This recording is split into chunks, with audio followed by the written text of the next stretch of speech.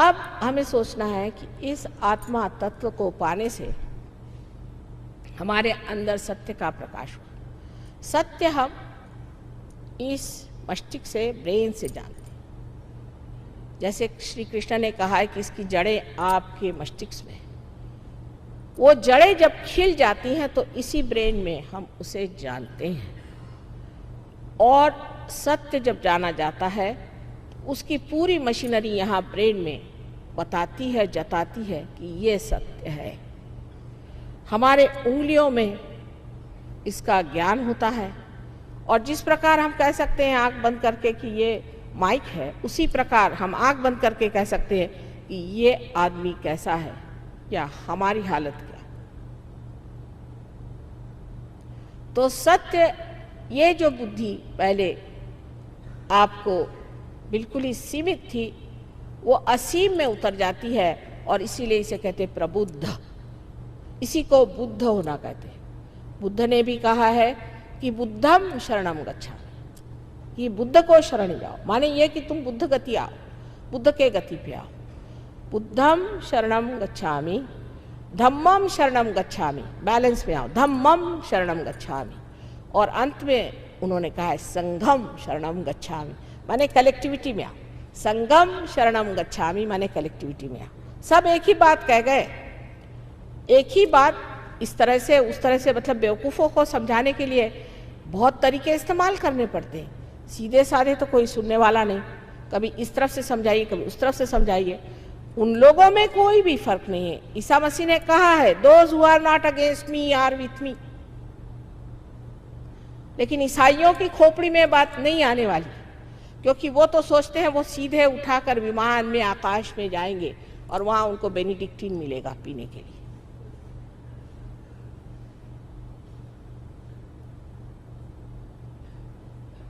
ये जो हमारी दशा है कि हम इस तरह से अंधाकुरण करके और अंधे जैसे इन सब चीज़ों में बहक रहे हैं। धर्म तो हमारे पेट में बैठा हुआ है, यहाँ पर धर्म है। इसकी 10 आपसे मैंने बताया वैलेंसीज है, और इससे जब आप च्युत हो जाते हैं तो आप अधर्मी हो जाते हैं, अमानव हो जाते हैं। लेकिन ये जब धर्म ठीक से बैठ जाता है तभी आपका उत्थान हो सकता है। तो आप सत्य को जानते हैं, सत्य को जानते हैं, आपका जो चित्त है वो आलोकित हो जाता है, तो आप चित्तमय हो जाते हैं। इसलिए आप सत्य चित्त हो जाते हैं, और आपका हृदय आनंद से भर जाता है। सुख और दुख एक ही कॉइन के 2 हिस्से हैं। एक ही रुपया, एक तरफ राजा और एक तरफ लिखा हुआ। इसी प्रकार है, एक तरफ रोना और एक तरफ गाना।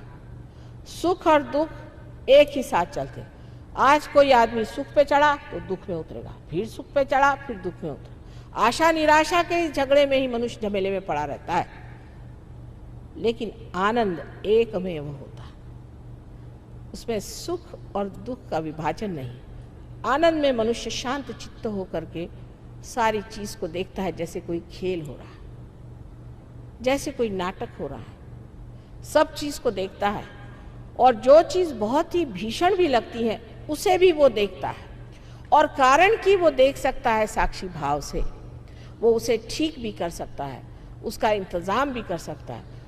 और कारण कि वो एक महान आत्मा है, परमात्मा के सारे गण देवदूत आकर के उस चीज को इस तरह से समेट लेते हैं कि लोग पूछते हैं, अरे बाबा ये कौन था हमारे बीच में जिसने हमें बचाया। एक हमारी सहयोगिनी थी, वो एक बार राहुरी से आ रही थी, और उनकी बस उल्टी तो कहते हैं 3 बार गोल घूम के ज़मीन पे फिर से चारों पैर पे आ गई। सब लोग एकदम घबरा गए, बच्चे बच्चे थे सब घबरा गए।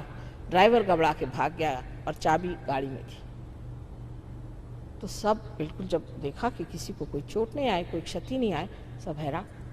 कहने लगे कि हमारे यहाँ कोई ना कोई साधु संत बैठा हुआ है, नहीं तो हो नहीं सकता, ये इतना बड़ा एक्सीडेंट और हमें किसी को चोट नहीं आई।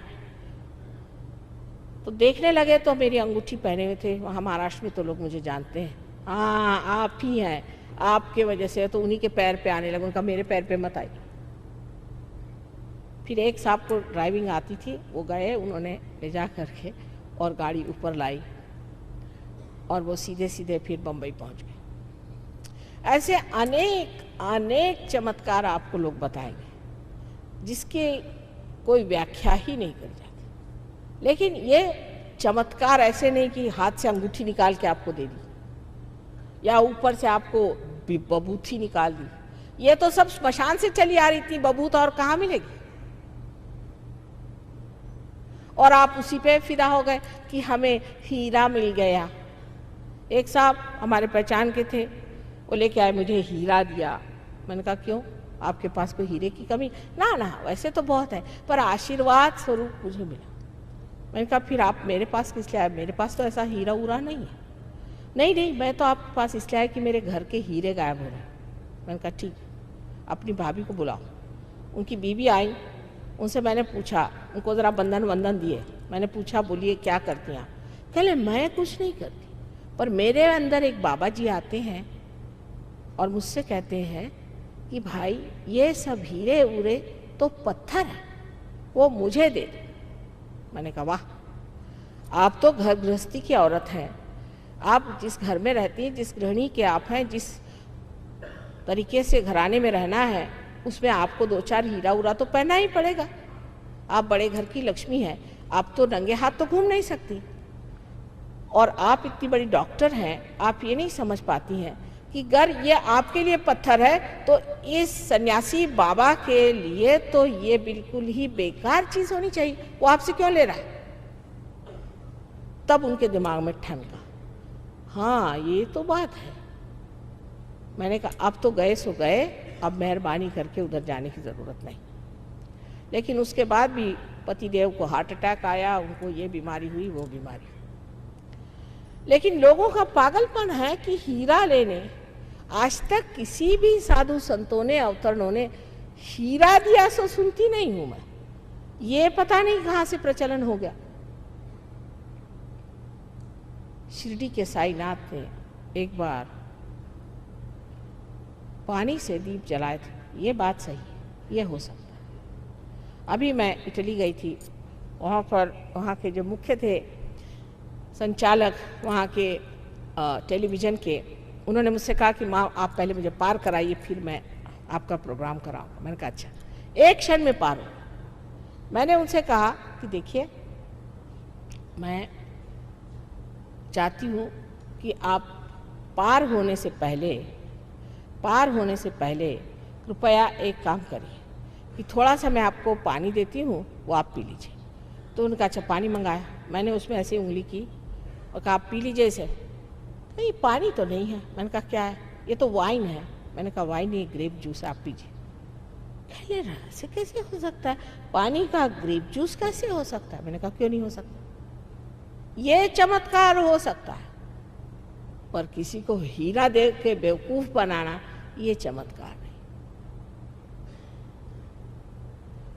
तो आनंद जो अपने हृदय में है वो पाने के लिए आत्मा को जागरूक करना चाहिए। आत्मा क्षेत्रज्ञ है, वो सारे क्षेत्र को जानते हैं और वहाँ से वो देखते रहते हैं। लेकिन जब कुंडलिनी की आभा वहाँ पहुँचती है तो सारा ही क्षेत्र आलोकित हो जाता है, मनुष्य का जीवन ही बदल जाता है, उसकी सारी जो प्रायोरिटीज़ है वो बदल जाती है और वो एक नए तरह के जीवन में उतरता है, उसका परिवर्तन हो जाता है। इस परिवर्तन का होना नितांत आवश्यक है। आज हम देख रहे हैं कि दुनिया में कोई भी चीज़ पकड़ी नहीं जाती, समझ ही नहीं आता कि ज़मीन है कहाँ, हम कहाँ खड़े हैं। ये ज़मीन आपकी आत्मा है जिसे आपको खोजना है और पाना है, और पाने के बाद उसमें स्थित होना है।